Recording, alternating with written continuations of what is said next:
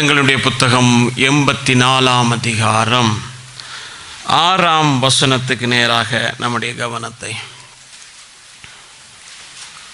அழுகையின் பள்ளத்தாக்கை உருவ அதை நீரூற்றாக்கி கொள்ளுகிறார்கள், மழையும் குளங்களை நிரப்பும்.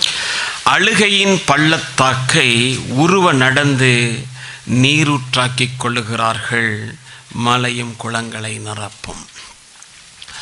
அருமையான கர்த்தருடைய பிள்ளை, அன்பான தேவச்சனமே, இந்த பள்ளத்தாக்கு ஒரு அழுகையின் பள்ளத்தாக்கு.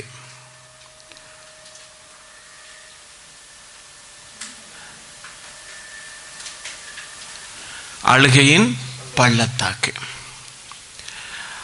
அதே போல நான் ஒரு காரியம் சொல்வேன் என்றால், எசேக்கியேல் தீர்க்க தரிசன புத்தகத்தில் நாம் வாசிக்கும் பொழுது ஒரு பள்ளத்தாக்கு, அது எலும்பு நிறைந்த பள்ளத்தாக்கு, அதில் நம்பிக்கை இல்லாத பள்ளத்தாக்கு. ஆனால் இன்றைக்கு அப்படிப்பட்ட ஒரு சூழ்நிலையில் கூட நீங்கள் இந்த இடத்துல கடந்து வந்திருக்கலாம். அழுகை, எங்கள் வாழ்க்கையில் நம்பிக்கையே இல்லையே, எங்களுக்கு உதவி செய்வார் யாருமே இல்லையே, இந்த காரியங்கள் எப்படி முடிய போகிறது என்று சொல்லி நீங்கள் அநேக கேள்விகளோடு கூட வரலாம். கொஞ்சம் குறைங்க, வந்திருக்கலாம். ஆனால் தேவனுடைய ஆவியானவர் தம்முடைய பிள்ளைகளுக்கு எதை கொண்டு வந்தாரோ அந்த வார்த்தை உறுதிப்படுத்த அவர் உண்மையுள்ளவராயிருக்கிறார். அருமையான கர்த்தருடைய பிள்ளை, அன்பான தேவ ஜனமே, அப்படின்னா இந்த பள்ளத்தாக்கு ஒரு கண்ணீரின் பள்ளத்தாக்கு. அப்போ நம்முடைய வாழ்க்கையில இந்த பள்ளத்தாக்கையிலிருந்து நமக்கு விடுதலை கொடுக்கிறது யார், எப்படி நடக்கும் என்கிறதை நாம் கேட்ட உடனே சொல்வோம், ஆண்டவர் அதிலிருந்து நமக்கு விடுதலை கொடுப்பார், நம்முடைய துக்கத்தை மாற்றி சந்தோஷப்படுத்துவார் என்று பல காரியங்களை நாம் சொல்லலாம். ஆனால் நான் உங்களுக்கு ஒரு காரியத்தை சொல்லுகிறேன்னு சொன்னால், வசனம் அப்படி சொல்லலை. வசனம் என்ன சொல்லுதுன்னு சொன்னால், அவர்கள் அழுகையின் பள்ளத்தாக்கை உருவ நடந்து அதை நீர் ஊற்றாக்கி கொள்கிறார்கள். அவர்கள் அதை செய்கிறார்கள். யாரு? அழுகையின் பள்ளத்தாக்கிலே இருக்கிறவர்கள் தான் அதை உருவ நடந்து அதை நீர் ஊற்றாக்கி கொள்ளுகிறார்கள். அப்ப அழுகை எப்போ வரும், எப்படி வரும் அப்படின்னா, நம்முடைய வாழ்க்கையில நீங்க பார்ப்பீங்கன்னு சொன்னா, துக்கம் எப்பொழுதெல்லாம் வருகிறதோ அந்த நேரத்தில் நம்மை அறியாமலே நம்முடைய கண்கள் கலங்க ஆரம்பிக்கும். ஒருவேளை நம்முடைய வாழ்க்கையில் நடக்கிற தோல்விகள், கவலைகள், வியாதிகள், சில நேரங்களில் நாம் ஜனங்களாலே அவமதிக்கப்படும் பொழுது, அவமதித்து பேசப்படும் பொழுது, நம்முடைய பிள்ளைகளாலே, நம்முடைய கணவனாலே, நம்முடைய மனைவியாலே, நம்முடைய உறவுகளாலே நாம் ஒதுக்கி விடப்படும் பொழுது, அன்பு குறைந்து போகும்போது நம்முடைய வாழ்க்கையிலே துக்கம் பெருக ஆரம்பிக்கிறது. துக்கம் பெருகும் பொழுது அது கண்ணீராக ஓடுகிறது. அது ஒரு பள்ளத்தாக்கு. எனக்கு அருமையான கர்த்தருடைய பிள்ளை, அன்பான தேவ ஜனமே, யோபு சொல்லும்போது சொல்லுகிறான், யோபுடைய புத்தகம் 3ஆம் அதிகாரம் 24ஆம் வசனத்திலே, என் போஜனத்துக்கு முன்னே எனக்கு பெருமூச்சு உண்டாயிருக்கிறது, என் கதறுதல் வெள்ளம் போல புரண்டு போகிறது. சாப்பாடை முன்னுக்கு வச்சாலும் சாப்பிட முடியாது, பசி இருக்காது, தூக்கம் இருக்காது. ஏன் சொன்னா, அவ்வளவு பெரிய பிரச்சனைகள், போராட்டங்களை தாங்கி வழி நடக்கிற ஒருவனுடைய வாழ்க்கையிலே கண்ணீர் மட்டும்தான் மிச்சம். இன்றைக்கு மாலை வேளையிலே இந்த செய்தியினூடாக கர்த்தர் யாரோடு கூட பேசுகிறாரோ அவர்களை நிச்சயமாக கர்த்தர் அந்த அழுகையின் பள்ளத்தாக்கிலிருந்து விடுவித்து அவர்களை மேன்மைப்படுத்தி அவர்களுக்கு துக்கத்துக்கு பதிலாக சந்தோஷத்தை கொடுக்க என் ஆண்டவர் இன்றைக்கு முன்முள்ளவராயிருக்கிறார். எனக்கு அருமையான கர்த்தருடைய பிள்ளை, அன்பான தேவ ஜனமே, சங்கீதக்காரன் இதை சொல்லும் பொழுது சங்கீதம் 6ஆம் அதிகாரம் 6ஆம் வசனத்தில் சொல்லுகிறான், என் பெருமூச்சினால் இளைத்து போனேன், இரவு முழுவதும் கண்ணீரால் என் படுக்கையை மிகவும் ஈரமாக்கி என் கட்டிலையே நனைத்து போட்டேன் என்று சொல்லுகிறான். ராத்திரி எல்லாம் தூங்கணும், ஆனா தூக்கமே வரல, சாப்பாடும் சரி வரல, தூக்கமும் வரல. ஆனா விம்மி விம்மி விம்மி விம்மி அழுது அழுது அழுது அழுது அழுது தலையன கட்டில் எல்லாமே ஈரமா போயிருச்சு. இன்றைக்கு மாலை வெள்ள கூடி இருக்கிற கர்த்தருடைய பிள்ளையே, எத்தனை பேருடைய வாழ்க்கையில் இப்படிப்பட்ட ஒரு காரியம் இருக்கிறது என்பதை தேவன் மட்டும் அறிவார். ஆனால் இன்றைக்கு இந்த அழுகையின் பள்ளத்தாக்கிலிருந்து உன்னை விடுவிக்கத்தக்கதாக நீ முயற்சி செய், தேவன் உதவி செய்வார். எனக்கு அருமையான கர்த்தருடைய பிள்ளை, அன்பான தேவஜனமே, அப்படியாக இருந்தா நாம் சில நேரங்களில் மனிதர்களாலே அவமதித்து பேசப்படும் பொழுது நம்முடைய வாழ்க்கையில துக்கம் நிறைந்து காணப்படுகிறது. நீங்க வாசித்து பார்ப்பீங்கன்னு சொன்னா 1 சாமுவேல் புத்தகத்துல 1 அதிகாரம் 7 வசனத்தை நீங்க வாசித்து பார்க்கும் பொழுது அன்னாளுடைய வாழ்க்கையிலே ஒரு அழுகையின் பள்ளத்தாக்கு. அவ கர்த்தருடைய ஆலயத்துக்கு போகிற நேரம் பார்த்து சக்களத்தை ஏதாவது சொல்லுவான். உன் கதை இப்படி இருக்கு, அப்படி இருக்கு, அது இருக்கு, இது இருக்குன்னு ஏதாவது சொல்லி அவளை மனமுடைய வைத்து அவளை ஆலயத்துக்கு போகிற நேரத்துல அழுகையோட தான் கூட்டிட்டு போவா. ஆலயத்துக்கு போனதுக்கு பிறகு அவ சாப்பிட மாட்டா, கண்ணீரோட கூட இருப்பா. ஆனால் ஒரு நாள் வந்தது, அந்த அழுகையின் பள்ளத்தாக்கை அவள் உருவ நடந்தாள். அப்பொழுது அவள் சொல்லுகிறாள், என் கொம்பு கர்த்தருக்குள்ளே உயர்ந்திருக்கிறது என்று சொல்லி. இன்றைக்கு இப்படிப்பட்ட ஒரு அழுகையின் பள்ளத்தாக்கிலே இருக்கிற கர்த்தருடைய பிள்ளையே, உன்னை நோக்கி வருகிற கர்த்தருடைய வார்த்தை தான் இது. இரண்டாவது நீங்க பார்ப்பீங்கன்னு சொன்னா ஆதியாகமத்தின் புத்தகத்துல 23 அதிகாரம் 2 வசனத்துல நீங்க வாசிக்கும் பொழுது சில இழப்புகள் வரும். அந்த இழப்புகள் மத்தியிலே இருக்கும் பொழுது நம்மை அறியாமலே கண்ணீர் வர ஆரம்பிக்கும். அது ஒரு அழுகையின் பள்ளத்தாக்கு. சாராள் என்ன செய்தாள் என்று சொன்னால், மரித்து போன உடனே ஆபிரகாம் அவளுக்காக புலம்பி அழுகிறான் என்று சொல்லி பார்க்கிறோம். ஒருவேளை நம்முடைய யாரும் மரிக்காம இருக்கலாம், ஆனால் நாம் நன்றாக நேசித்தவர்கள், நம்மோடு கூட பழகினவர்கள், நம்மோடு கூட உணவு உண்டவர்கள், சாப்பிட்டவர்கள், அன்பு பாராட்டினவர்கள், இன்றைக்கு எத்தனையோ பேர் நம்மை விட்டு விலகி நம்மை மறந்து போகும்போது நம்முடைய உள்ளமானது வேதனைப்படும் பொழுது அது ஒரு அழுகையின் பள்ளத்தாக்கு. எனக்கு அருமையான கர்த்தருடைய பிள்ளை, அன்பான தேவச்சனமே, சில வேளைகளை நீங்க பார்ப்பீங்கன்னு சொன்னா நம்முடைய வாழ்க்கையில பல ஏமாற்றங்களை நாம் சந்திப்போம். நாம் நம்பினவர்கள் நம்மை ஏமாற்றி இருப்பார்கள். இந்த காரியத்தை செய்கிறேன் என்று சொன்னவர்கள் செய்யாமல் விட்டு இருப்பார்கள். அல்லது போனால் நம்மிடத்திலே ஏதோ ஒரு காரியத்தை வாங்கினவர்கள் நம்மை ஏமாற்றி இருக்கலாம். அது கிடைக்கலையே, இது கிடைக்கலையே, இதுக்காக மனம் வருந்துகிற கர்த்தருடைய பிள்ளையே, நீங்க வேதத்துல பார்ப்பீங்கன்னு சொன்னா ஏசாவுடைய வாழ்க்கை குறித்து நாம் பார்க்கும் பொழுது ஆதியாகமத்தின் புத்தகத்துல 27 அதிகாரம் 38 வசனத்துல ஏசா தன் தகப்பனை நோக்கி, என் தகப்பனை, இந்த ஒரு ஆசீர்வாதம் மாத்திரமா உம்மிடத்தில் உண்டு, என் தகப்பனை என்னை ஆசீர்வதியும் என்று சொல்லி ஏசா சத்தமிட்டு அழுதான். அதாவது என்னது, தகப்பனுக்கு நன்றாக ஆகாரத்தை செய்து கொண்டு சமைத்து கொண்டு வருகிறான். எப்படியாவது தகப்பனிடத்திலே ஆசீர்வாதத்தை பெற வேண்டும். ஏனென்றால் சேஷ்ட புத்திர பாகத்தை நான் விட்டு போட்டேனே, ஒரு கூழுக்காக நான் விட்டு போட்டேனே, ஆனால் இன்றைக்கு என் தகப்பனுடைய ஆசீர்வாதம் அதை விட மேலாக இருக்கும் என்று சொல்லி அவன் அந்த எண்ணத்தோடு கூட வருகிறான். வந்தா அவனுக்கு காத்திருந்தது ஒரு துக்ககரமான ஒரு செய்தி. என்னவென்று சொன்னா, உன் சகோதரன் அதை ஏமாற்றி வாங்கிவிட்டு போய்விட்டான் என்று சொன்ன போது அவன் அழுகிறான். இன்றைக்கு அநேக காரியங்கள் நிமித்தமாக இப்படிப்பட்ட ஏமாற்றங்கள், நான் இப்படிப்பட்ட ஒரு வாழ்க்கை எதிர்பார்த்தேன், இந்த மாதிரி வாழ வேண்டும் என்று நினைத்தேன், ஆனால் என் வாழ்க்கையில இப்படிப்பட்ட ஒரு சாபகரமான ஒரு வாழ்க்கை வந்துவிட்டது என்று சொல்லி கலங்குகிற கர்த்தருடைய பிள்ளையே, உன்னை நோக்கி வருகிற கர்த்தருடைய வார்த்தை என்னவென்று சொன்னா, இன்றைக்கு மாலைவெள்ளே இந்த அழுகையின் பள்ளத்தாக்கை நீதான் உருவ நடக்க வேண்டும். நீ உன்னை ஆராய்ந்து பார்க்க வேண்டும். அதன் பிறகு கர்த்தர் அதை நீரூற்றாக மாற்றிக் கொடுக்க உண்மையுள்ளவராய் இருக்கிறார். எனக்கு அருமையான கர்த்தருடைய பிள்ளை, அன்பான தேவச்சனமே, சில நேரங்களில் தோல்விகள் வரும். அந்த தோல்விகள் நிமித்தமாக இருதயமே துவண்டு போகும். துவண்டு போகிற நேரத்தில் கண்ணீர் அப்படியே கொட்டிக்கிட்டே இருக்கும். எங்க வீட்டுக்கிட்ட எங்க ஸ்கூல் ஒன்று இருக்கு, கவர்மெண்ட் ஸ்கூல். அந்த கவர்மெண்ட் ஸ்கூல்ல வந்து பிள்ளைகள் டெஸ்ட் எடுத்தாங்க, NCG டெஸ்ட் எடுத்தாங்க. NCGயில் எத்தனை பாடம்? நீங்க யாரும் எடுக்கலையோ? 10 பாடம். NCGயில் எத்தனை? 10 பாடம். 10 பாடத்தில் அந்த பிள்ளைக்கு 9 பாடம் A. எத்தனை? ஒரு பாடம் D வாங்கியிருந்தாலும் பரவாயில்ல, அது B.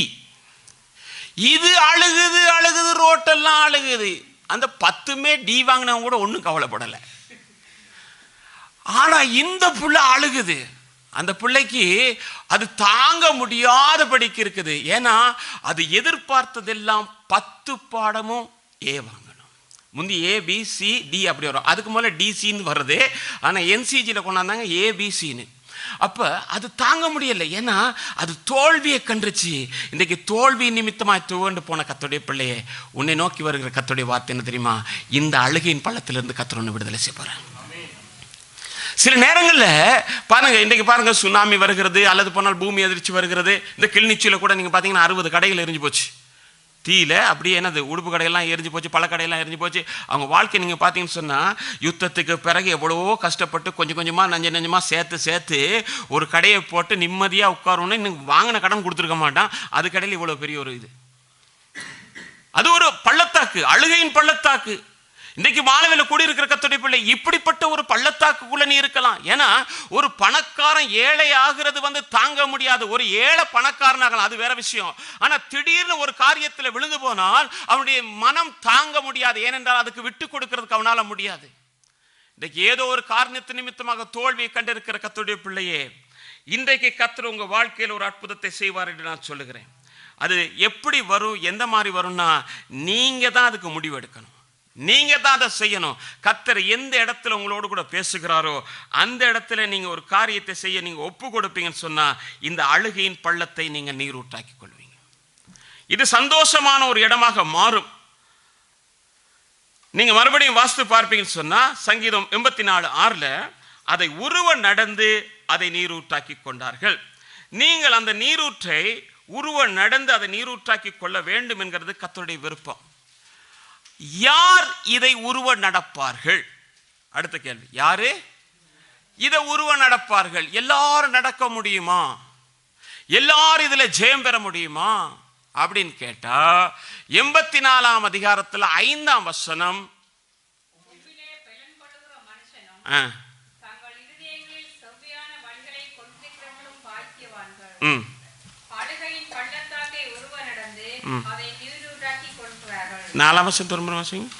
உம்முடைய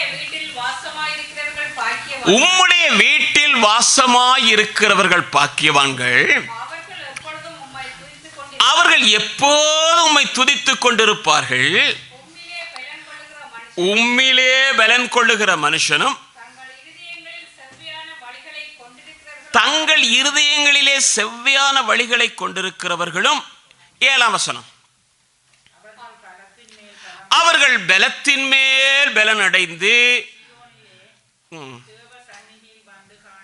அப்ப அவர்கள் பலத்தின் மேல பலன் அடைவார்கள். யார் இந்த அழுகையின் பள்ளத்தை உருவ நடப்பார்கள் என்று சொன்னால், முதலாவது கர்த்தருடைய வீட்டிலே வாசம் பண்ணுகிறவர்கள், ஆண்டவரோடு கூட நடக்கிறவர்கள், அவருடைய வீட்டிலே உண்மை உள்ளவர்களாய் இருக்கிறவர்கள். மோசே கர்த்தருடைய வீட்டில் எங்கும் உண்மை உள்ளவனாயிருந்தான்.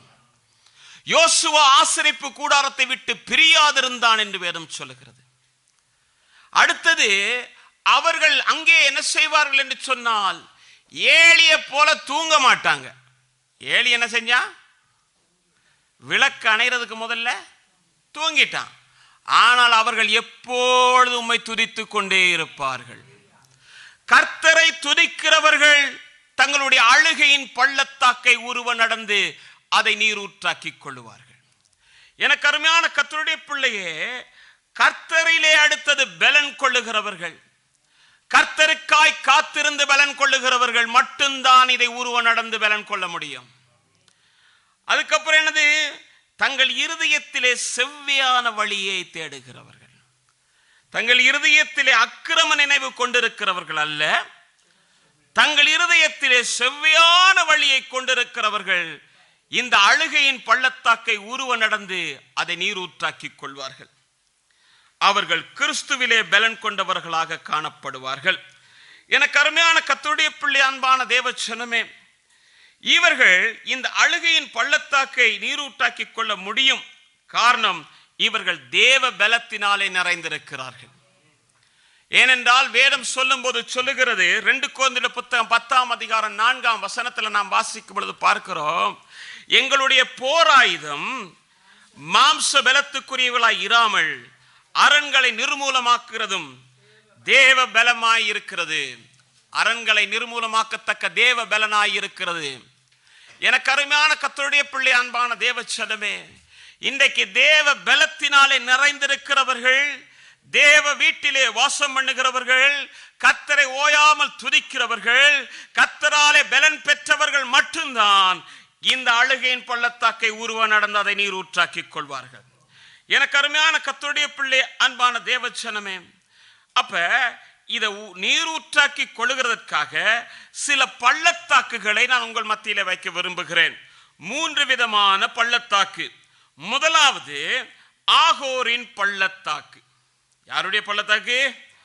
ஆகோரின் பள்ளத்தாக்கு. எனக்கு அருமையான கர்த்தருடைய பிள்ளை, அன்பான தேவச்சனமே, இந்த ஆகோரின் பள்ளத்தாக்கை குறித்து நாம் பார்ப்போமானால், இது ஒரு தோல்வியின் பள்ளத்தாக்கு. இஸ்ரவேல் ஜனங்களை எகிப்து தேசத்தில் இருந்து யோசுவா கூட்டிக் கொண்டு வருகிறான். வந்தபோது யோர்தான் இரண்டாக பிரிந்தது. நடந்து வருகிறார்கள். ஆண்டவர் சொன்னாரு, நான் மோசையோடு இருந்தது போல உங்கூட இருப்பேன்ப்பா, இந்த ஜனங்களுக்கு முன்னதாக உன்னை நிரூபிப்பேன்ப்பா. எல்லாம் செய்தாரு. இப்ப அவன் நினைச்சுக்கிட்டு இருக்கிறான், கர்த்தர் எங்களோடு இருக்கிற வரையிலும் எரிகோ மதில் என்ன, யோர்தான் என்ன, அம்மோனியர் என்ன, கானானியர் என்ன, ஒன்றுமே இல்லை. ஏனென்றால் எங்களுக்கு ஜெயம் கொடுக்கிற தேவன் எங்களோடு இருக்கிறார் என்று சொல்லி அவன் மிகவும் சந்தோஷத்தோடு இருக்கிறான். இப்ப என்ன நடக்கிறது என்று சொன்னால், அவர்கள் ஆயி பட்டணத்தை பிடிக்க வேண்டும். ஆயி பட்டணத்தை பிடிக்கிறதுக்கு அவர்கள் வந்தபோது யோசுவா பார்த்து சொல்லுகிறான், கொஞ்சம் பேர் போய் வேவு பார்த்துட்டு வாங்க, அந்த பட்டணம் எவ்வளவு பிடிக்கிறது லேசா கஷ்டமானு சொல்லி பார்த்துட்டு வாங்கன்னு. உடனே கொஞ்சம் பேர் புறப்பட்டு போறாங்க. புறப்பட்டு போய் அங்க பார்க்கிறாங்க. பார்த்தோன்னு வந்து சொல்றாங்க யோசுவாவை பார்த்து, எல்லாரும் போக வேண்டிய அவசியம் இல்லை, நாம் எல்லாரும் போக வேண்டிய, அந்த பட்டணத்து மனுஷர் கொஞ்சம் பேர் தான், அந்த பட்டணத்து மனுஷர் கொஞ்சம் பேர் தான். அவர்கள் இங்கிருந்து போனா லேசா அப்படி நம்ம எல்லாம் பிடிச்சிட்டு வந்துடலாம். அப்ப யோசுவா சொன்ன, சரி அப்படின்னா ஒரு 3000 பேர் போங்க அப்படின்னா 3000 பேர் புறப்பட்டு போனால், போன உடனே 36 பேரை வெட்டி போட்டான். 36 பேரை வெட்டினோன்னு இஸ்ரவேல் ஜனங்கள் முதுக காட்டிக்கிட்டு ஓடுறாங்க. ஓடி போன உடனே யோசுவா கிட்ட, இப்படி நாங்கள் முறிந்தோடி வந்து விட்டோம் என்று சொன்ன போது யோசுவா நேரா போய் என்ன செய்யறான்னா, கீழே படுத்து கிடக்கிறான். 10ஆம் வசனத்தை வாசிங்க. 10ஆம் வசனம், யோசுவா 7ஆம் அதிகாரம் 10ஆம் வசனம். அப்பொழுது கர்த்தர் யோசுவாவை நோக்கி, எழுந்திரு, இப்படி முகங்குப்புற விழுந்து கிடக்கிறது என்ன? அப்பொழுது கர்த்தர் யோசுவாவை நோக்கி, எழுந்திரு, நீ இப்படி முகம் குப்புற விழுந்து கிடக்கிறது என்னப்பா அப்படின்னு கேட்கிறார். உடனே யோசுவா சொல்லுகிறான், எப்படின்னா 8ஆம் வசனம் 9ஆம் வசனத்தை வாசிக்கும் பொழுது, ஆண்டவரே, இஸ்ரவேல் தங்கள் சத்துருக்களுக்கு முன்பாக முதுகை காட்டினார்கள், இப்பொழுது நான் என்ன சொல்லுவேன் ஆண்டவரே? ஏன்னா கர்த்தர் எங்க கூட இருக்கிறார், பயப்பட வேணாம், யுத்தத்தில் எங்களுக்கு தான் ஜெயம் எல்லாம் சொல்லிக்கிட்டு வந்தனே அப்படின்னு சொல்லிட்டு அடுத்த வசனம் சொல்றான், கானானியரும் தேசத்து குடிகள் யாவரும் இதை கேட்டு எங்களை வளைந்து கொண்டு எங்கள் பேரை பூமியில் இராதபடிக்கு வேறற்று போக பண்ணுவார்களே, அப்பொழுது உமது மகத்தான நாமத்துக்கு என்ன செய்வீர்? ஆண்டவர்கிட்ட கேட்கிறாங்க, ஆண்டவரே, நாங்க தோல்வியை சந்திச்சுட்டு எங்களை நிர்மூலமாக்கிட்டாங்கன்னு சொன்னா அதுக்கப்புறம் நீர் என்ன செய்வீர்? உங்க நாமம் என்ன ஆகும்? நீர் பெரிய நாமம் எல்லாம் சொல்லி இருக்கிறீரே, என்ன ஆகும்? நாங்க இல்லாம போயிட்டா என்ன ஆகும்? அப்படித்தானே சொல்றாங்க. இன்னைக்கு தேவ ஜனங்கள் கூட என்ன செய்கிறார்கள் என்று சொன்னால், தங்களுடைய அழுகையின் பள்ளத்தாக்குக்கு காரணம் என்ன என்பதை ஆராய்ந்து பார்க்கிறதை விட்டுவிட்டு தேவன் பேரிலே குறை சொல்லுகிறவர்களாயிருக்கிறார்கள். தேவனை ஒரு குற்றவாளியாக பார்க்கிறார்கள். நீங்க உபாகமத்தின் புத்தகம் 7ஆம் அதிகாரம் 7ஆம் வசனத்தை நீங்க வாசிக்கும் பொழுது அங்க பார்த்தீங்கன்னா, நீங்கள் திரட்சியான ஜனம் என்று கர்த்தர் உங்களை தெரிந்து கொள்ளாமல் உங்கள் மேல் அன்பு வைத்ததற்கு ஒரே ஒரு காரணம் என்னவென்று சொன்னால், நீங்க எல்லா ஜனங்களிலும் ஒரு கொஞ்சம் ஜனமாயிருந்தீர்களே. அருமையான கர்த்தருடைய பிள்ளை, அன்பான தேவ ஜனமே, கூடியிருக்கிற என் சகோதரனே சகோதரியே, இன்றைக்கு நீ இந்த இடத்திலே அமர்ந்திருக்கிறதுக்கு ஒரே ஒரு காரணம் என்னவென்று சொன்னால், உன் மேன்மையான படிப்பையோ, உன் அழகையோ, உன் அந்தஸ்தையோ, உன்னுடைய காரியங்களை கர்த்தர் பாராதபடிக்கு நீ புறக்கணிக்கப்பட்டது, நீ தள்ளிவிடப்பட்டது, நீ ஒதுக்கப்பட்டது, நீ கைவிடப்பட்டது, அந்த காரியங்கள் எல்லாம் கண்ணோக்கி பார்த்த என் தேவன் உன் மீதும் என் மீதும் அன்பு வைத்தது நிமித்தமாக தான் உன்னையும் என்னையும் தம்முடைய நாமத்தை தொழுது கொள்ளும்படியாக தெரிந்து கொண்டார். ஆனா நாம நினைச்சுக்கிட்டு இருக்கது, நாம இல்லைன்னா அவர் இல்லைன்னு இல்ல, அவர் என்னென்றைக்கு நிலையானவர், நித்தியமானவர். நாம எங்க பிளவிடுகிறோம் என்கிறதை நாம் ஆராய்ந்து பார்த்து அந்த இடத்துல நாம் சரி செய்தால் நம்முடைய வாழ்க்கை உயர்வாக மாறும். உடனே யோசுவா கிட்ட ஆண்டு சொன்னாரு, ஏப்பா படுத்துக்கிற, இதுதான் இனிமே என்ன செய்ய போறீங்க ஆண்டு சொன்னாரு. வாசிக்கலாம் அந்த வசனத்தை. 7ஆம் அதிகாரத்தில் 11ஆம் அதிகாரம் 11, 12.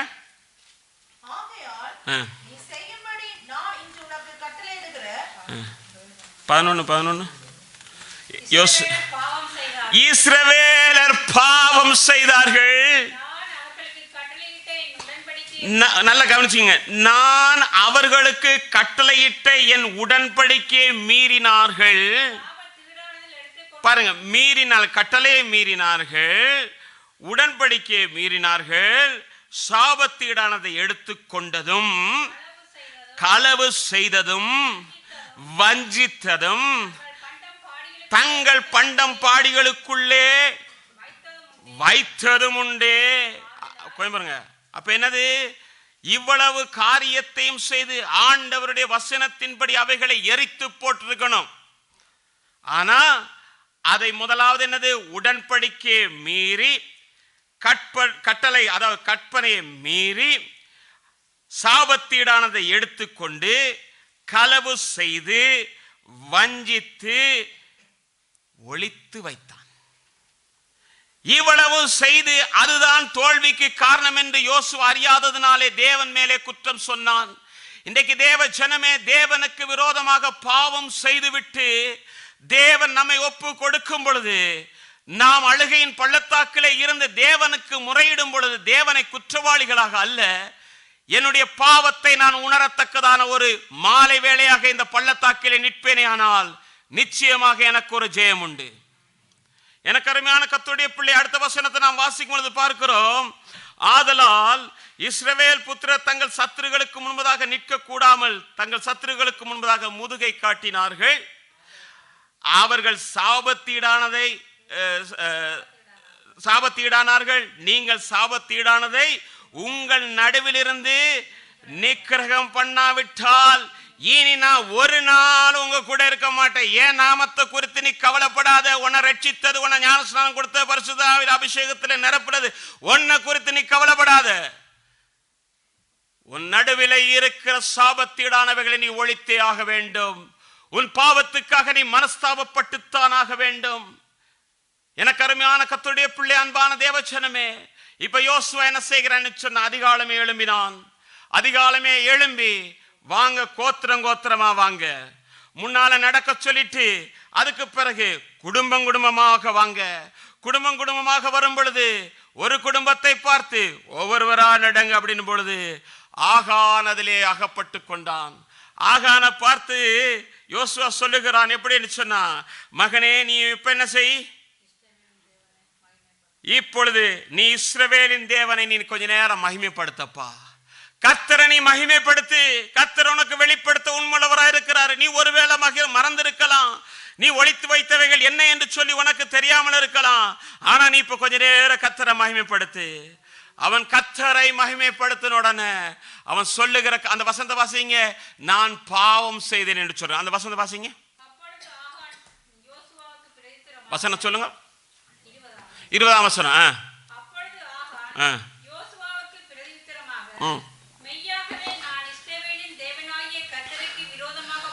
பாவம் செய்தேன், இன்னின்ன பிரகாரமாக நான் எடுத்தேன், ஏனா நான் அவைகளை இச்சித்தேன். அவைகளை இச்சித்து எடுத்து கூடாரத்துக்கு கொண்டு போய் கூடாரத்தில் தோண்டி அதை மண்ணுக்கு கீழே போட்டு புதைச்சி வச்சிருக்கிறேன். வெள்ளி அதுக்கு கீழே இருக்குதுன்னு சொல்லுகிறானே, அவன் எடுக்கும் வரைக்கும் கர்த்தர் அவனுடைய கரத்தை பார்த்து கொண்டுதான் இருந்தார். அவன் அதை எடுத்துக்கொண்டு வரும் பொழுது அதை பார்த்து கொண்டிருந்தார். கூடாரத்துக்குள்ளே கொண்டு வரும் பொழுதும் பார்த்து கொண்டுதான் இருந்தார். அதை தோண்டி வைக்கும் போதும் பார்த்து கொண்டுதான் இருந்தார். ஆனா ஒண்ணுமே செய்யல. ஏய்யா அவன் அடிச்சிருக்கலாமே, இல்ல. யோசுவாவுடைய வாழ்க்கையிலே ஒரு அழுகையின் பள்ளத்தாக்குக்கு இவன் காரணமாக இருந்தார். இஸ்ரவேல் ஜனங்கள் அத்தனை பேருக்கும் இவன் என்ன செய்தான் என்று சொன்னார், அந்த அழுகையின் பள்ளத்தாக்கிலே நடத்துகிற ஒரு மனுஷனாக இருந்தார். ஒரு வீட்டில் ஒரு கர்த்தருடைய பிள்ளை கர்த்தரை விட்டு விலகி பாவம் செய்யும் பொழுது அந்த வீட்டிலே தேவனுடைய கரம் வித்தியாசமாக இருக்கும். ஆனால் எந்த ஒரு வீடு கர்த்தருக்கு பயந்திருக்கிறதோ அந்த வீட்டிலே பாவம் இல்லாதபடிக்கு வாழுகிற வீடு எதுவோ அங்கே ஆசீர்வாதம் நிலைத்திருக்கும் என்று சொல்லி நான் அறிந்த வேதம் சொல்லுகிறது. எனக்கு அருமையான கர்த்தருடைய பிள்ளை, அன்பான தேவச்சனமே, இப்ப 26ஆம் வசனத்தை நாம் வாசிக்கும் பொழுது பார்த்தா என்ன நடக்கிறது? ஆகோர் பள்ளத்தாக்குக்கு கொண்டு போய் ஆகானையும் அவன் எடுத்த பாலம், அதே வெள்ள சால்வை, வெள்ளி, எல்லாத்தையும் கொண்டு போய் வைத்து அவன் மீது கற்களை எறிந்து அந்த இடத்தை நிரப்பி போட்டான். அதுக்கு பிறகு 8ஆம் அதிகாரத்தில் 1ஆம் வசனத்தை நீங்க வாசித்து பார்த்தீங்கன்னா ஆண்டவர் யோசுவாவை பார்த்து சொல்லுகிறாரு, யோசுவாவே, இனி நீ பயப்படாத, ஏனென்றால் நீ இந்த ஆளுகையின் பள்ளத்தாக்கை உருவ நடந்து விட்டாய். இப்பொழுது நான் உன்னோடு கூட இருக்கிறேன். சாபத்தீடானது உன் மத்தியிலே இல்லை. அதே வேளை உன் வாழ்க்கையில இருந்த எல்லா காரியமும் மூடப்பட்டு விட்டது. இப்பொழுது ஜெயம் உனக்கு வரும் அப்படின்னு சொல்றாரு. நீ போ, அந்த பட்டணத்தையும் பட்டணத்து யுத்த வீரர்களையும் மனுஷரையும் அந்த நாட்டையும் உன் கரத்திலே நான் கொடுப்பேன். இன்றைக்கு அழுகையின் பள்ளத்தாக்கில் இருக்கிற கர்த்தருடைய பிள்ளையே, நீ ஒருவேளை பாவம் செய்திருப்பாயானால் இன்றைக்கு அந்த ஆகோரின் பள்ளத்தாக்கிலே அதை போட்டு மூடுவாய் என்றால் இன்றைக்கு நீ அதை உருவ நடக்கிறாய். உன்னுடைய எதிர்காலம் சுபிட்சமானதாய் இருக்கும். கர்த்தர் உன்னோடு கூட இருப்பார்.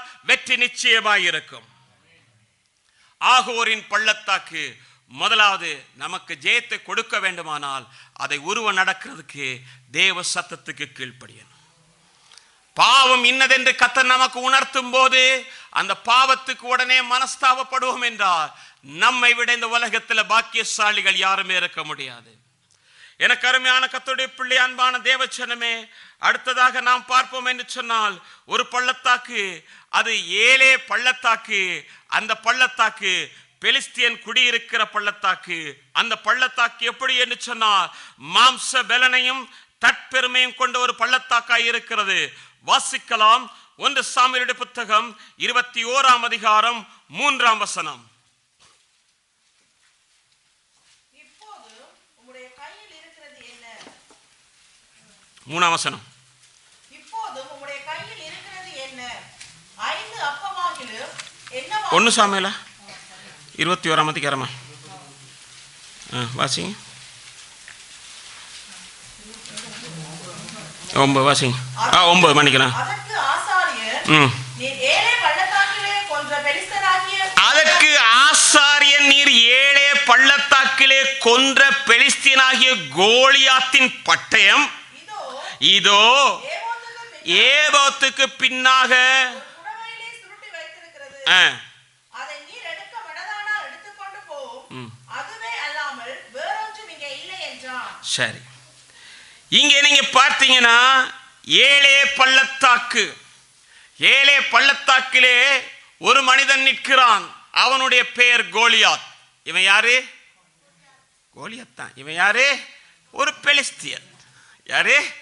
ஒரு பெலிஸ்தியன். இந்த பெலிஸ்தியன் எதை நம்பி இருக்கிறான் என்று சொன்னால் தன்னுடைய மாம்ச பலத்தை நம்பி இருக்கிறான். அப்படித்தானே? அவன் 6 முழமும் 1 ஜான் உயரமும் 9 அடி வாட்ட சாட்டமானவன். அவன் காலையில் அப்படியே வருவான். வந்து தற்புகளோடு கூட நிற்பான். என்னை ஜெயிக்கிறது யார்? என்னை உங்கள ஒரு ஆள் அனுப்பு. அவன் என்ன ஜெயித்தால் நாங்கள் எல்லாரும் அடிமைகளாவோம். நான் ஜெயித்தால் நீங்கள் அடிமைகளாக வேண்டும். சவுலுக்கும் இஸ்ரவேல் ஜனங்களுக்கும் ஒரு அழுகையின் பள்ளத்தாக்கு. இவன் முன்னால வந்து கதறுகிறான், கத்துகிறான். அவன் எதை நம்பி இருக்கிறான்னா தன் மாம்ச பலத்தை நம்பி இருக்கிறான். எரேமியா தீர்க்க தரிசன புத்தகத்தில் 17ஆம் அதிகாரம் 5ஆம் வசனம் இவ்விதமாக சொல்லுகிறது, மனுஷர் மேல் நம்பிக்கை வைத்து மாம்சமானதை தன் புயபலமாக்கி கொண்டு கர்த்தரை விட்டு விலகுகிற இருதயம் உள்ள மனுஷன். ஆனா மாம்சத்தின் மேல நம்பிக்கை அது இருக்கக்கூடாது. எதுல நம்பிக்கை இருக்குன்னு அதே அதிகாரத்தில் 7ஆம் வசனத்தில் சொல்லும்போது சொல்லுகிறாரு, கர்த்தர் மேல நம்பிக்கை வைக்கணும். அவரையே தன் நம்பிக்கையாக கொள்ளணும். ஆனா இவன் யாரு? அவன் மேல நம்பிக்கை வைத்திருக்கிறான். எனக்கு அருமையான கர்த்தருடைய பிள்ளை, அன்பான தேவ ஜனமே, இந்த கோலியாத் எந்த வம்சத்தை சேர்ந்தவன் என்று சொல்லி நாம் கொஞ்சம் கீழே பார்ப்போம் சொன்னா அந்த வம்சத்தின் காரியங்கள் நடந்து கொண்டிருக்கிறது. வேர் எப்படியோ மரம் அப்படி, மரம் எப்படியோ கனி அப்படி. அப்படித்தானே? வேர் எப்படியோ மரம் அப்படி, மரம் எப்படியோ கனி அப்படி. அவ்வளவுதான். அப்ப இவன் யாருன்றது நமக்கு தெரியும் இல்லையா? வாசிங்க கொஞ்சம் வசனம் டக் டக்குன்னு வாசிங்க. ஆதியாகமத்தின் புத்தகம் 10ஆம் அதிகாரம் 14ஆம் வசனம்.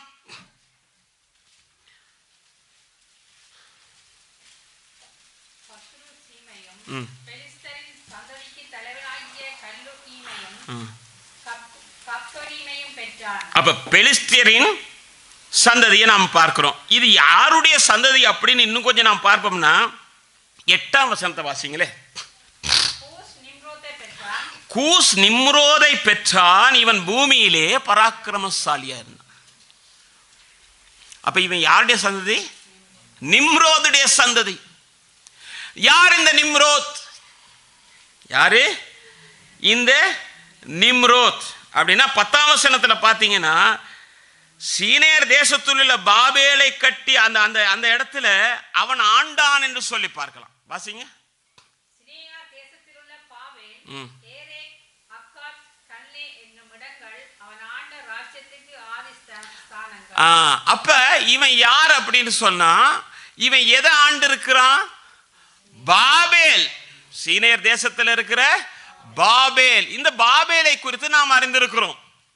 11ஆம் அதிகாரத்தில் நாம் பார்க்கும்பொழுது நமக்கு தெரியும் என்னன்னு சொன்னா, நோவாவின் ஜலப்பிரளயத்துக்கு பிறகு ஜனங்கள் எல்லாரும் ஒரே கூட்டமாக இருந்தார்கள், ஒரே பாஷையாக இருந்தார்கள். இப்பொழுது அவர்கள் என்ன நினைக்கிறார்கள் சொன்னா, இந்த ஜலப்பிரளயத்திலிருந்து நம்மை பாதுகாத்தவர் கர்த்தர் என்பதை மறந்து தங்களுடைய மாம்ச சுயபலத்தை நம்பி என்ன செய்கிறார்கள் என்று சொன்னா, இப்பொழுது நாங்கள் ஒரு பெரிய என்ன செய்வோம், ஒரு கோபுரத்தை கட்டுவோம் அப்படின்னா இவன் நினைக்கிறான் என்னன்னா, இவ்வளவுதான் நம்ம சந்ததி, இதுக்குள்ளதான் நாம இருக்கணும் அப்படின்னு நினைக்கிறான். 9ஆம் அதிகாரத்தை நீங்க வாசித்து பார்த்தீங்கன்னா 1ஆம் வசனத்துல கர்த்தர் என்ன செய்கிறார்? ஆசீர்வதிக்கிறார். கர்த்தர் ஆசீர்வதிக்கும் போது பழுகி பெருக வேண்டும் என்று தான் கர்த்தர் விரும்புகிறார். ஆனா இவன் நினைக்கிறான் இவ்வளவுதான் கூட்டம் அப்படின்னு சொல்லிட்டு அந்த பாபேலை கட்டுகிறான். கட்டும் பொழுது அவர்கள் இருதயத்தில் ஒண்ணு நினைக்கிறாங்க, என்ன தெரியுமா? நாங்கள் கட்டுகிறது இனி என்ன செய்யாது, தடை பண்ண முடியாது, யாராலே முடியாது, எந்த சக்தியாலே முடியாது, நாங்க ஒருமனப்பட்டிருக்கிறோம், நாங்க கட்டுகிறோம் என்று சொல்லி தன்னுடைய மாம்ச புயபலத்தை நம்பி என்ன செய்கிறார்கள் என்று சொன்னா கட்டுகிறார்கள். அப்ப ஆண்டவர் பார்க்கிறாரு, ஓ இப்படி நடக்குதா, நாம கொஞ்சம் என்ன செய்வோம், இறங்கி போய் பார்ப்போம் அவங்க கட்டுறது என்ன அப்படின்னு. அவங்க என்ன சொல்றாங்களா, இது தடைபடாது. போட்டிருக்கு வசனம் பார்த்தீங்கன்னா தெரியும், தாங்கள் செய்கிறது தடைபடாது அப்படின்ட்டு அவங்க வேகமா வேலைகளை செய்துக்கிட்டே இருக்கிறாங்க. கர்த்தர் பார்த்தாரு, ஓஹோ நான் யாருன்னு உங்களுக்கு தெரியாது இல்ல, இவன் பேசுறது அவனுக்கு விளங்காது, அவன் பேசுறது இவனுக்கு விளங்காது. அப்படி செஞ்சாரா? என்ன செஞ்சாரா? தாறுமாறாக்கிட்டாரு. ஏன் தாறுமாறு வருது? எப்படி வருதுன்னா, கர்த்தரை கனப்படுத்தாதபடிக்கு, கர்த்தரை வைக்க வேண்டிய இடத்துல வைக்கப்படாதபடிக்கு தன் சுயபலத்தில் நம்பிக்கையா இருக்கும் பொழுது கர்த்தர் தாறுமாறாக்கிறாரு. எனக்கு அருமையான கர்த்தருடைய பிள்ளையே, இதை ஆண்டவன் தான் நமக்கு பேர் உண்டாக்கும் என்று சொல்லுகிற இடத்தை இந்த நிம்ரோது. நிம்ரோது என்னது? பெருமையினாலே இருக்கிற ஒரு மனிதன். இவனை குறித்து இன்னும் பார்ப்பானா, இவனை பெத்தது யாரு, இந்த ஜலப்பிரளயத்துக்கு பிறகு எப்படி இந்த சந்ததி வந்தது என்கிற ஒரு கேள்வியை கேட்கும் பொழுது நாம் பார்க்கிறோம். அங்க எப்படின்னு சொன்னா, நீங்க வாசிங்க, மேல பாத்தீங்கன்னா தெரியும், 10ஆம் அதிகாரம் 6ஆம் வசனம்.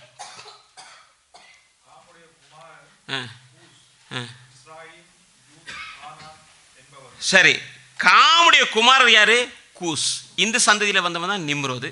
இப்ப கீழே 20ஆம் வசனம் வாசித்தீங்கன்னு சொன்னா, இவர்கள் எல்லாரும் காமுடைய சந்ததியார்.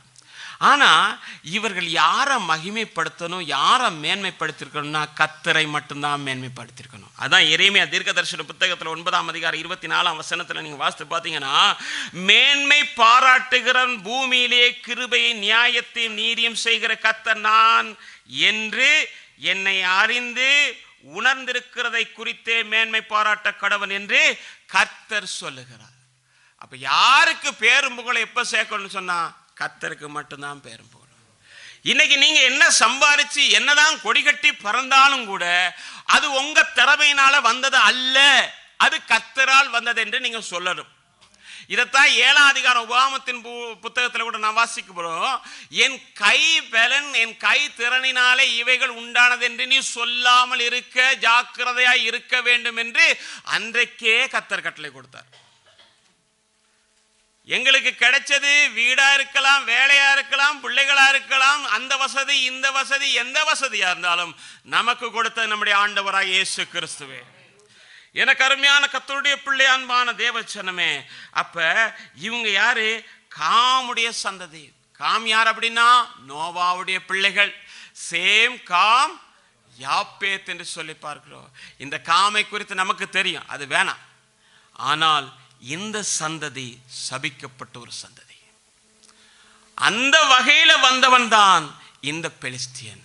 நீங்க ஆபிரகாமை குறித்து நீங்க பார்க்கும் பொழுது, ஆபிரகாம் தன் வீட்டிலே வயதிலே மூத்தவன்கிட்ட சொல்றாரு, என் பிள்ளைக்கு என்ன செய்யணும்? ஒரு பெண்ணு பார்த்துட்டு வா. நீங்க அந்த வசந்த வாசிங்களே, ஆதியாகமத்தின் புத்தகம் 24ஆம் அதிகாரம் 4ஆம் வசனம். நீ என் தேசத்துக்கும் என் இனத்தாடத்துக்கும் போய் என் குமாரனாகிய ஈசாக்குக்கு கொள்வேன் என்று வானத்துக்கும் தேவனும் பூமிக்கு தேவனுமாகிய கர்த்தர் பேரில் எனக்கு ஆணையிட்டு கொடுக்கும்படி நீ உன் கையை என் தொடையின் கீழ் வை என்றான். என்ன சொன்னா? நீ எங்க போகணும்? என் இனத்தாரிடத்திற்கும் என் தேசத்துக்கு போய் என்ன செய், என் பிள்ளைக்கு. இந்த வசனத்தை வச்சுட்டு என்ன தெரியுமா சொல்றாங்க? நம்ம ஜாதிக்குள்ளேயே தேடணும். எங்க தேடணும்? நம்ம ஜாதிக்குள்ளேயே தேடி போனாதானே நமக்கு சரி வரும். என்ன ஜாதி? எனக்கு இந்த ஜாதியை கேட்டாலே என்னத்தை வெறுத்தாலும் இதை வெறுக்க முடியாம இருக்குது. அவன் அதை சொல்லல, ஆபிரகாம் அதை சொல்லவே இல்லை, அவன் ஜாதி பேசவே இல்லை. சில வசனங்களை தங்களுக்கு ஆதாரமாக கொண்டு கொண்டு எத்தனையோ அட்டூழியங்களை இந்த உலகம் செய்து கொண்டிருக்கிறது. 3ஆம் வசனத்தை பார்த்தீங்க சொன்னா, நான் குடியிருக்கிற கானானியர் இடத்திலே என் பிள்ளைக்கு நீ பிள்ளை கொள்ளக்கூடாது, ஏனென்றால் கானான் சந்ததி சபிக்கப்பட்ட சந்ததி, அதிலே இவன் போய் கலக்க கூடாது. அதுதான் ஆண்டவர் சொன்னாரு, ஆபிரகாம் சொன்னாரு. ஆனா இது என்னது? இந்த வசனத்தை ஆபிரகாமே ஜாதி பார்த்து தானே பிள்ளைக்கு கொடுத்தாரு, நாங்களும் ஜாதி பார்த்து தேடி அலைவோம். நீங்களாம் அப்படிப்பட்டவங்க இல்லைன்னு எனக்கு நல்லா தெரியும். ஏன்னா எத்தனையோ முறை கேட்டுட்டீங்க இல்லையா? இருந்திருந்தாலும் மாற்றி இருப்பீங்க. ஏன்னா அந்த இடத்துல அந்த சந்ததியில வந்தவன் தான் இந்த சபிக்கப்பட்ட பெலிஸ்தியன். இந்த பெலிஸ்தியன் அங்கே நிற்கிறான். சவுலும் அவனுடைய கூட்டமும் அழுது கொண்டிருக்கிறது, கண்ணீர் சிந்திக் கொண்டிருக்கிறது. அந்த அழுகையின் பள்ளத்தாக்கிலே இருக்கும் பொழுது கர்த்தருடைய வீட்டிலே வாசம் பண்ண வாஞ்சிக்கிற தாவீது அவன் சொல்லுகிறான், கர்த்தருடைய வீட்டிலே நான் ஆராய்ச்சி பண்ணுவேன், அவருடைய வாசல்படியை பாதுகாப்பேன் என்று சொல்லுகிறவன் அவன் என்ன செய்கிறான்? எப்பொழுதும் கர்த்தரை துதிக்கிறவனாய் இருக்கிறார். கர்த்தருடைய பலனை கொண்டு அவன் சொல்லுகிறார், நீ நிந்திக்கிற இஸ்ரவேலின் தேவனை, நீ அந்த நிந்திக்கிற அந்த தேவனுடைய பலத்தினாலே உன்னிடத்திலே வருகிறேன் என்று சொல்லி அந்த கோலியாத்தை அன்றைக்கு அவன் மேற்கொண்டான். அந்த கண்ணீரின் பள்ளத்தாக்கை அவன் உருவ நடந்த போது இஸ்ரவேலுக்கு ஆனந்தமும் களிப்பும் ஏற்பட்டது. இன்றைக்கு பெலிஸ்தீனை முறியடிக்கிறவர்கள் அவர்கள் உருவ நடக்கிறார்கள், ஆனந்த களிப்பும் சந்தோஷமும் வரும். அவர்கள் இந்த அழுகையின் பள்ளத்தாக்கை விட்டு ஏறிவிட்டார்கள் என்று சொல்லுவேன். எனக்கு அருமையான கர்த்தருடைய பிள்ளை, அன்பான தேவச்சனமே, அடுத்தது நாம் பார்ப்போம் என்று சொன்னால், வாசிங்க ஒரு வசனத்தை. கோராகின் பள்ளத்தாக்கை குறித்து நாம் வாசிக்கிறோம். எங்கன்னு சொன்னா ஆதியாகமத்தின் புத்தகத்தில் 26ஆம் அதிகாரம் 17ஆம் வசனத்தை நாம் வாசிக்கும் பொழுது பார்க்கிறோம், அது கேராரின் பள்ளத்தாக்கு என்று எழுதப்பட்டிருக்கிறது. இந்த பள்ளத்தாக்கை குறித்து இன்னும் கொஞ்சம் நாம் பார்ப்போம்னா ஆதியாகமத்தின் புத்தகம் 20ஆம் அதிகாரம் 2ஆம் வசனத்தை வாசிக்கும் பொழுது நாங்கள் பார்க்கிறோம், கேராரின் ராஜாவாகிய வாசிங்க.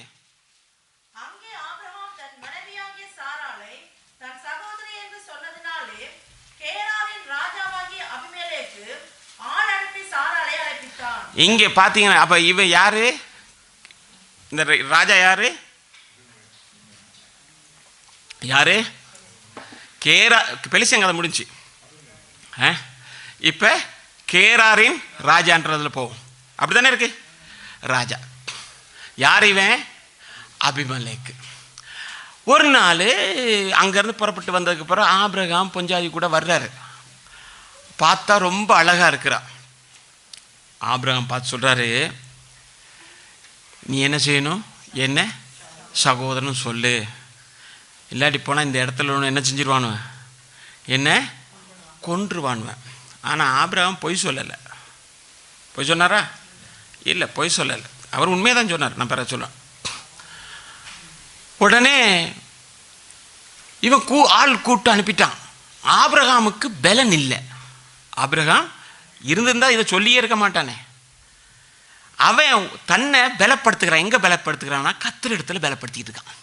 ஆண்டவரே சொன்னீங்க, புறப்பட்டு வந்துட்டேன், கூட்டிகிட்டு போயிட்டான். ஆண்டவரே என்ன செய்கிறது, ஏது செய்கிறது எனக்கு தெரியல, நான் தனித்தவனாக இருக்கிறேன்னு ஆண்டவரேன்னு ஒருவேளை கதறி இருப்பான். ராத்திரி ஆண்டவர் போறாரு அபிமெலேக்கிட்ட, நீ யாரை கூட்டிட்டு வந்திருக்க, அவன் யாருன்னு எல்லாம் உனக்கு தெரியுமா அப்படின்னு. ஐயோ, நான் ஒரு உத்தம இருதயத்தோட கூட தானே எல்லாம் நடந்துக்கிட்டு, ஐயோ தப்பிதம் செஞ்சிட்டே அப்படின்னு சொல்லிட்டு அடுத்த நாள் ஆபிரகாமை கூப்பிடுறான். ஆபிரகாமே, ஆபிரகாமே, நீ ஏன்பா இப்படி ஒரு காரியத்தை செய்த? நான் உனக்கு என்ன துரோகம் பண்ண? வாசிக்கலாம் அந்த வசனத்தை வாசிங்க. 20:10. பின்னும் அபிமெலேக்கு ஆபிரகாமை நோக்கி, என்னத்தை கண்டு நீ இந்த காரியத்தை செய்தாய் என்றான். அடுத்த வசனம். அதற்கு ஆபிரகாம், இவ்விடத்தில் தெய்வ பயம் இல்லை என்று என் மனைவி நிமித்தம் என்னை கொன்று போடுவார். அதுக்கு அடுத்த வசனத்தை நீங்க பாத்தீங்கன்னா அவன் சொல்றான், என் தகப்பனுக்கு இவ குமாரத்தி, என் தாய்க்கு இல்லை, எனவே அவ என் சகோதரி. ரைட், அது நீங்க கிளியர் ஆக்கிங்க. இப்ப என்னன்னா ஏன் இப்படி கேராரின் ராஜாவே இந்த இடத்துல பயம் இல்ல, தெய்வ பயம் இல்ல. ஆபிரகாமுடைய வாழ்க்கையில ஒரு அழுகையின் பள்ளத்தாக்கு இருக்கும் பொழுது அவன் தேவனிடத்திலே தன்னை பலப்படுத்தி கொண்டான்.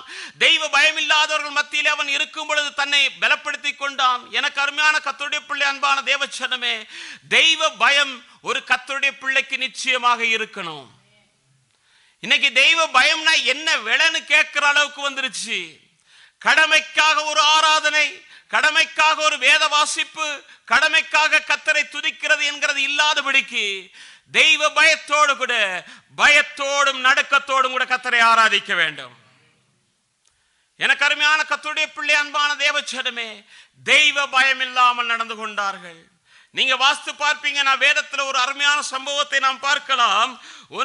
பாருங்க, 1 சாமுவேல் புத்தகம் 2ஆம் அதிகாரம் 17ஆம் வசனத்தை வாசிக்கும் பொழுது வாசிங்க. ஆதலால் அந்த வாலிபரின் பாவம் கர்த்தருடைய சந்நிதியில் மிகவும் பெரிதாயிருந்தது. யார் அப்படின்னா தீர்க்கதரிசி ஆசாரியனாகிய ஏலி. ஏலிக்கு 2 பிள்ளைங்க. யாரு? ஒத்னியேலும் பினகாசும்.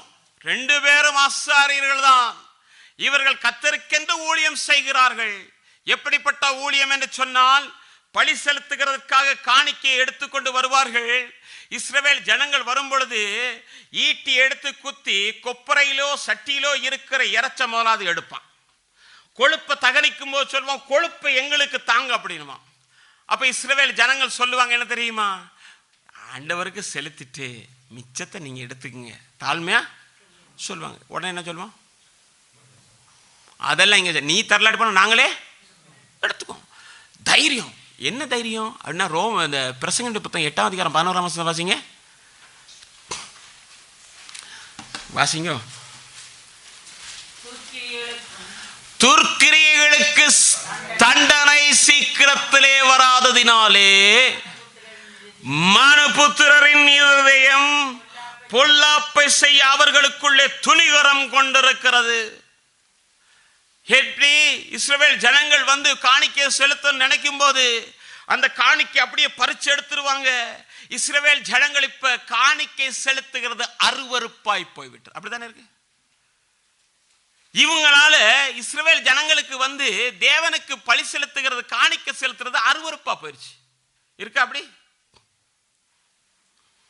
அது மட்டும் இல்ல,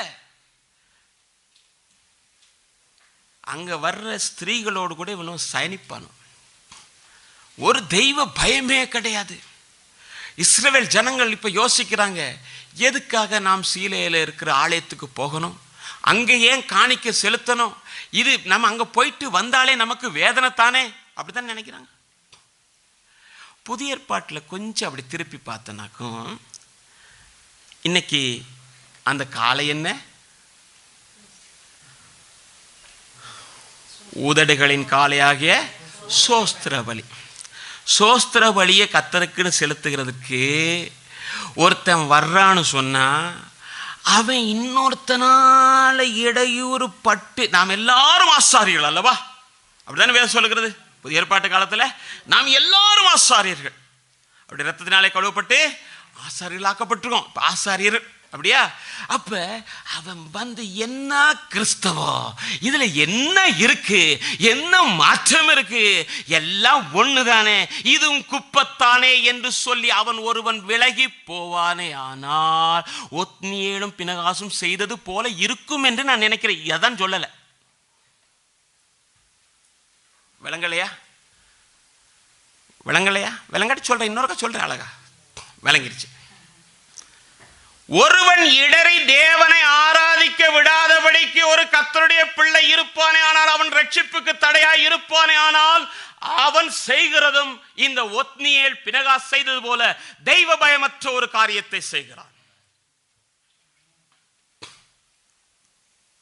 என்னத்துக்கு கர்த்தரை ஆராதிப்பானே, எதுக்கு ஆராதிப்பானே, இந்த ஆராதிக்கிற கூட்டம் என்னத்துக்கு, என்ன செய்கிறார்கள் என்று சொல்லி ஒரு கேள்வி கேட்கத்தக்கதாக நம்முடைய வாழ்க்கை இராதபடிக்கு நாம் பாதுகாத்துக் கொள்ள வேண்டும்.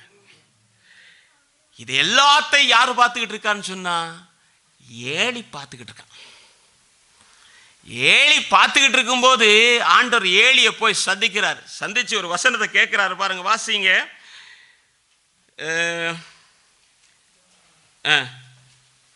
29ஆம் வசனம்.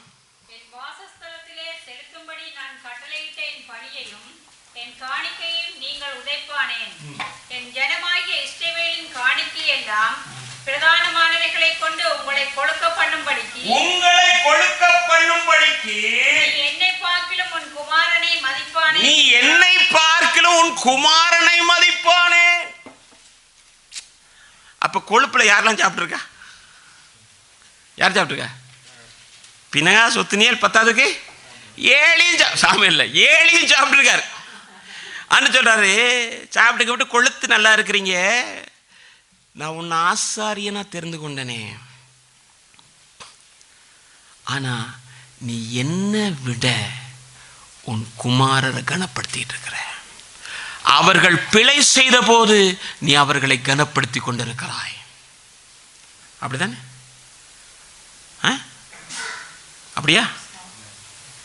அவர்கள் இவ்வளவு பெரிய பிழை செய்யும் போது ஆசாரியத்துவத்தை தூக்கி வீசுறதை விட்டுட்டு நீ அவர்களுக்கு சப்போர்ட் பண்ணிக்கிட்டு இருக்கிற. தேவ ஜனமே, பாவம் செய்கிறது ஒன்று, பாவத்துக்கு துணை போகிறது இன்னொன்று. ஆனா ஒரு மனுஷனை எந்த நாளும் பாவியா நாம் பார்க்கவும் கூடாது.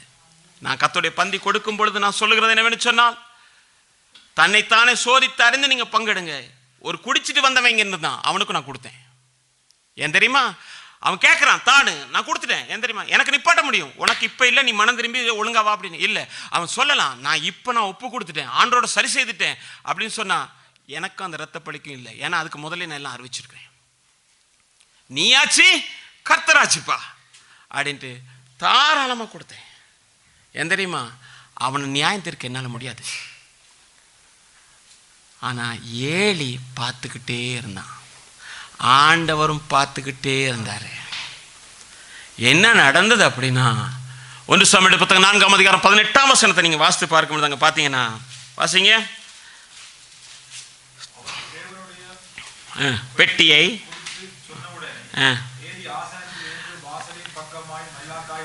மல்லாக்காய் விழுந்தான், அவன் கிழவனும் ஸ்தூலித்தவனுமாய் இருந்தபடியினாலே அவன் பிடரி முறிந்து செத்து போனான்.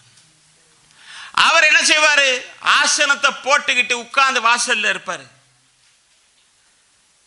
வாசல்ல இருக்கும் பொழுது அங்கிருந்து ஒருவன் ஓடி வருகிறான், யுத்தத்தின் செய்தியை கொண்டு வருகிறான், புலம்புகிறான். பெட்டி பறி போனது. நீங்க அதுல கீழே பார்த்தீங்கன்னா ஒரு வசனம் இருக்கு, பெட்டி நிமித்தம் அவன் வந்து சொல்றதுக்கு முதல்ல இவனுடைய உள்ளம் அப்படியே இதாகுது. அந்த வசனத்தை வாசிங்க, கீழே அந்த சைட்ல இருக்கும். அது இல்லை, அதுக்கு முதல்ல கொஞ்சம் வேணாம்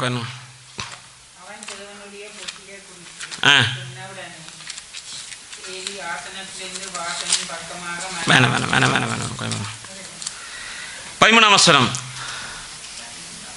அவன் வந்தபோது ஏலி ஒரு ஆசனத்தின் மேல் உட்கார்ந்து வழியை பார்த்து கொண்டிருந்தான்.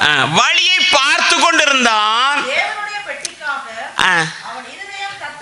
அவனுடைய இருதயம் தத்தளிச்சுக்கிட்டே இருக்கு. தேவனுடைய பெட்டிக்காக இருதயம் தத்தளிச்சுக்கிட்டே இருக்குது. இப்ப செய்தி வந்த உடனே கேட்கிறான், கண்ணும் தெரியாது, என்னப்பா நடந்துச்சு அப்படின்னு சொன்ன. பெட்டி பிடிபட்டு போனது, பிள்ளைகள் செத்து போனார்கள் அப்படின்னு ஏலி மல்லாக்க விழுந்து பிடரி உடைந்து அதான் முறிந்து செத்து போனான். தலைக்கும் சரீரத்துக்கும் இது பாலங்க, அப்படித்தானே? இது இருந்தாதான் கழுத்து நிற்கும், இந்த தலை நிற்கும். முறிஞ்சு போச்சு. தேவன் தலையாய் இருக்கிறார் சபைக்கு. முறிஞ்சிச்சுன்னு சொன்னா கழுத்து அப்படி கீழே விழுந்துருச்சுன்னா காற்று ஜெயம் கொண்டது. படகிலே பின்னணியத்திலே தலை வைத்து படுத்து கொண்டிருந்தார் இயேசு. கடும் காற்று புயல் காற்று அடித்தது, படகு தத்தளிப்புக்குள்ளானது. சாகப் போகிறோம் என்கிற பயம் உண்டானது. ஆனால் இந்த தலை நிமிரும் போதுதான் அற்புதம் நடக்கும். தேவ பிள்ளையே, பிடரி உடைஞ்சி சபைக்கும் தேவனுக்கும் இடையில இருக்கிற அந்த உறவு இல்லாதபடிக்கு தேவ ஜனங்கள் தேவனை பயத்தோடும் பக்தியோடும் கூட ஆராதிக்கிற ஒரு நல்ல காலமாக இந்த காலம் மாறுவதாக. சபை என்று சொல்லுகிறது எல்லா சபைதான். வெளிப்படுத்தின சுவிசேஷத்தில் வாசிக்கும் பொழுது காது உள்ளவன் கேட்க கடவன். எதுக்கு? சபைக்கு சொல்ல. அப்ப தனிநபரையும் குறிக்கிறது. இன்றைக்கு தேவனுக்கும் இணையும் இருக்கிற அந்த உறவு உடைந்து போகாதபடிக்கு தேவனை பயத்தோடும் பக்தியோடும். இப்ப வந்து செய்தி வந்த உடனே பினகாசுடைய வைஃப் கேட்கிறா. கேட்ட உடனே என்னது, அங்க உள்ளவங்க ஒரு அவ பிரசவித்துட்டா, ஒரு ஆண் பிள்ளையை பெற்றுட்டாமா, சந்தோஷப்படு. அதுல சந்தோஷம் இல்லைங்க. தேவனுடைய பெட்டி பிடிப்பட்டால் இஸ்ரவேலை விட்டு மகிமை போய்விட்டார். தெய்வ பயம் இல்லை என்றால் கர்த்தர் விலகி விடுவார். பயத்தோடும் பக்தியோடும் கூட நாம் கர்த்தரை ஆராதிக்க வேண்டும். கர்த்தருக்கு நாம் துதி செலுத்த வேண்டும். எனக்கு அருமையான கர்த்தருடைய பிள்ளை, அன்பான தேவச்சனமே, சங்கீதக்காரன் சொல்லும்போது சொல்கிறான், சங்கீதம் 115:13, கர்த்தருக்கு பயப்படுகிற பெரியோரையும் சிறியோரையும் கர்த்தர் ஆசீர்வதிப்பார். அப்படியா இருந்தால் கர்த்தருக்கு பயப்படுறது என்ன அப்படின்னா, தீமையை விட்டு விலகிறதே கர்த்தருக்கு பயப்படுவேன். எதெல்லாம் பொல்லாங்கை தோண்டுகிறதோ அதை விட்டு விலகிறணும். பட்சபாதம் இல்லாத ஒரு வாழ்வு நாம் வாழ நாம் பழகுமையானால் கர்த்தர் நிச்சயமாக நம்மை ஆசீர்வதிக்கணும் வளவராதிக்கிறார். அவர்கள்தான் இதை உருவ நடப்பார்கள். ஒரு தாவீது துதிக்கிறவனாய் இருந்தான், அவன் உருவ நடந்தான். இன்றைக்கு தேவ ஜனமே, கர்த்தருக்கு பயப்படுகிற பயம் நமக்கு இருக்குமையானால் நம்மை சுற்றிலும் எத்தனை விதமான காரியங்கள் நடந்தாலும் கூட நாம் கர்த்தருக்குள்ளே நம்மை பலப்படுத்தும் பொழுது கர்த்தர் நமக்காக காரியங்களை செய்வார். இந்த அழுகையின் பள்ளத்தாக்கு உருவம் நடந்து அதை நீராற்றாக்கிக் கொள்ளும். எல்லாரும் கண்களை மூடியிருப்போம். இன்றைக்கு மாலை வெள்ள ஒரு நம்பிக்கை இல்லாமல் இந்த இடத்துல வந்திருக்கலாம். ஐயோ, எங்க வாழ்க்கையில எத்தனையோ தோல்விகள், பிரச்சனைகள், போராட்டங்களை நாங்கள் சந்தித்து விட்டோம். தேவாலயத்துக்கு போகும்போது அண்ணாளுக்கு எந்த நாளும் பிரச்சனை தான்.